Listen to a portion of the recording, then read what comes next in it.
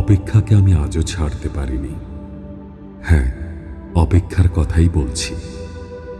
ভালোবাসার রক্তিম ধারালো স্নিগ্ধ ছোঁয়ায় এ হৃদয় থেকে এক এক করে ছেড়ে গেছে সব লোভ, হিংসা, ক্রোধ, অহংকার, স্বার্থপরতা, সবকিছু। কিন্তু অপেক্ষা আমাকে আজও ছেড়ে যেতে পারেনি। আমি ভালোবাসার জন্য সব কিছু ছেড়েছি, শুধু অপেক্ষা ছাড়া।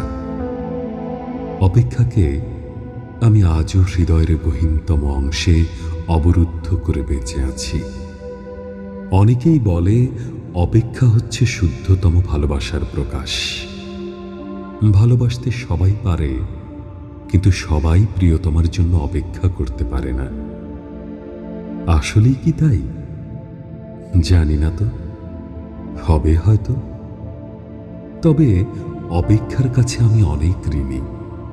প্রিয়তমার জন্য অপেক্ষা আমাকে পাখির মতো সহজ হতে শিখিয়েছে, শিশুর মতো অনাবিল হতে শিখিয়েছে, আকাশের মতো বিশাল হতে শিখিয়েছে, ফুলের মতো স্নিগ্ধ সুন্দর হতে শিখিয়েছে।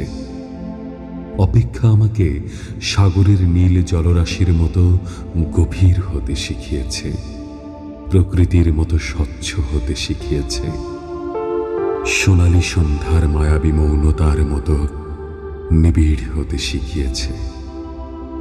শেষ পর্যন্ত অপেক্ষা আমাকে কবিতার মায়াবী অনিন্দ ভুবনের কাছে নিয়ে গেছে।